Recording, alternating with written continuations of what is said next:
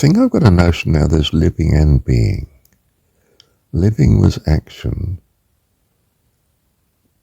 perhaps furious creativity. I'm constantly making roads and bridges and machines and houses and so on, societies. But being is that settlement that's going on within me of the consequence of who I am and the new stimulus that's not been fully worked out yet in changing and adapting, modifying or developing who I am.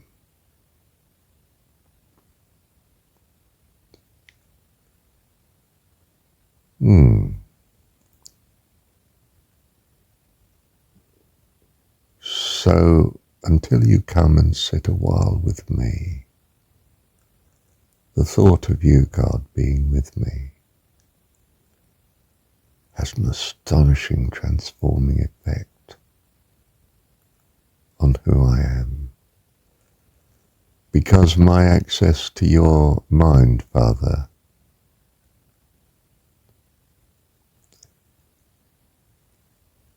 holds that you are all goodness of life and loveliness.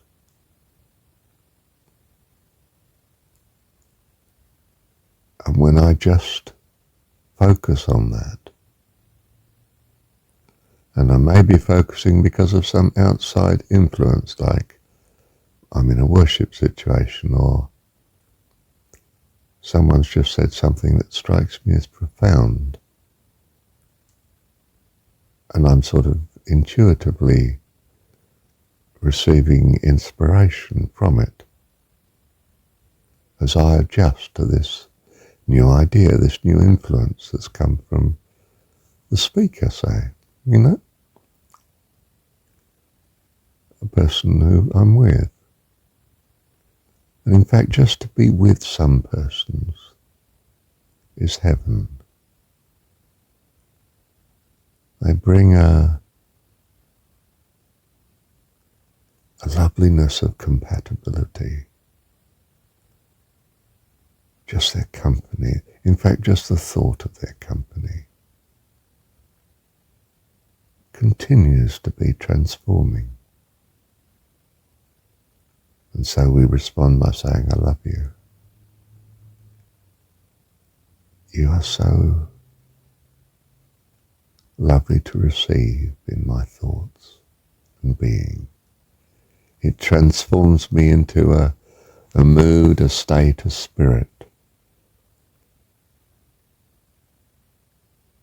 of heavenliness. Your presence is heaven to me. Love you, Heavenly Dad. And time has just flown. I can't believe I've taken 21 minutes of recording. 22 now. Because not being interrupted by you in any way, my outflow of words has helped keep me thinking and going along a particular line. And wonderfully, it's brought me to God again. And when it does that, well, obviously I feel so blessed because my notion of God, perhaps, I'm not sure because is the right word, but I'll say it because, to link the thoughts, because I associate God as being all that's good and lovely. Of course, if my mind comes back to Him, I'm transformed. I'm in peace again. And it occurs to me something of Arjuna, Krishna saying to Arjuna, control the mind. I'm not quite sure as he says it, he doesn't say it in those words, but Arjuna's response anyways, but harder than to control the mind than to control the mighty winds. And Krishna assures him, yes, that's true, but with practice you will.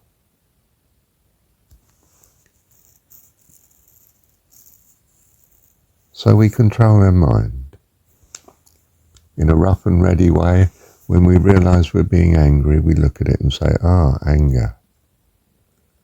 Well, that's a dangerous situation. I'm not feeling that. Interesting. And whilst you're thinking that, of course, you're not feeling it. You could say you're becoming aware of anger, yes, but you're becoming aware that I don't wish to accept this. I'm not feeling that. Let me calm down. What can I do? I could take a deep breath if I can't escape the situation. And if I can step away, I will, so that I come back to a normalcy and, if you like, proper happy living and reaction. Do you see that's the sort of obvious, crude way of talking about controlling the mind? I want to enter a peace that has the joy of access to the thoughts of my God. In particular, the thoughts of all His goodness and blessing. And it's this that then dominates me, my purpose, my being, and my being determines what I do.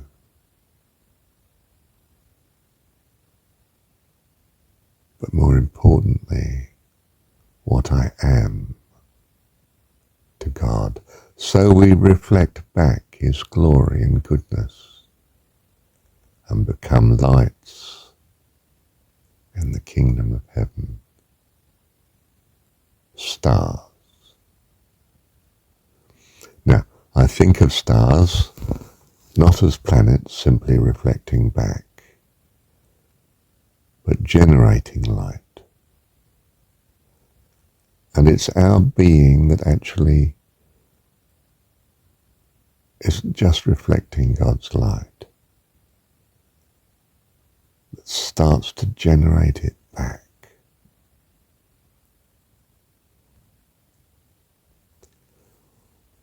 I've now changed the understanding or the view I have now of the black hole. It is black, it receives light, but at some point it starts to have so much build-up of the goodness of God, of the light, of the matter that's been drawn into it or sent to it, that it explodes into an outpouring of that sort of goodness, which it's received from God, of course, outside the space.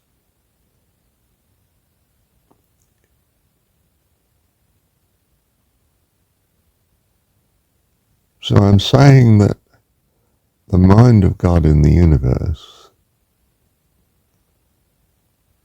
can focus thoughts and become matter, and the matter gravitates to itself. Birds of a feather flock together, and enough of it produces gas, solids,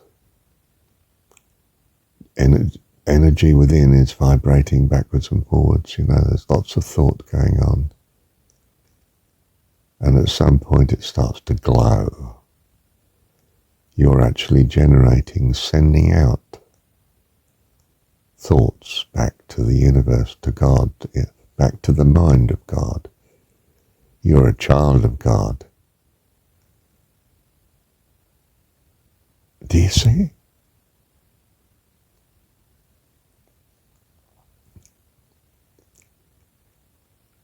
your star in the universe, I'm sort of feeling links to the astrology type thing, but your star in the universe is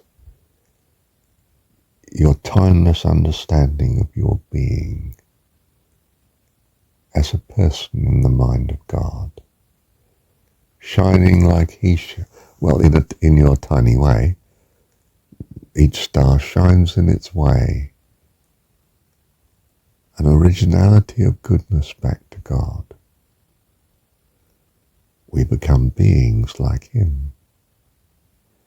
I mean this in a lovely way, whatever a lovely way is, and I'm by any means not clear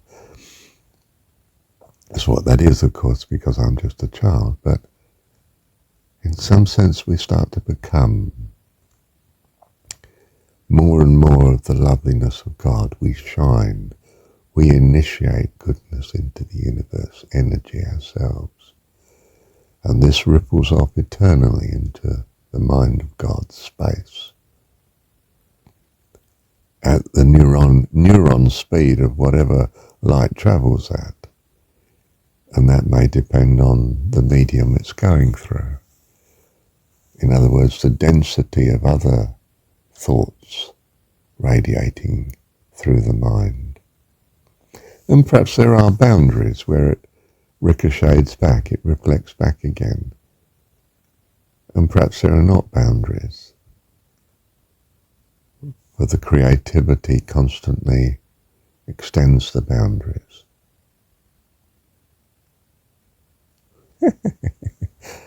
I can take a rest. Thank you, Dan.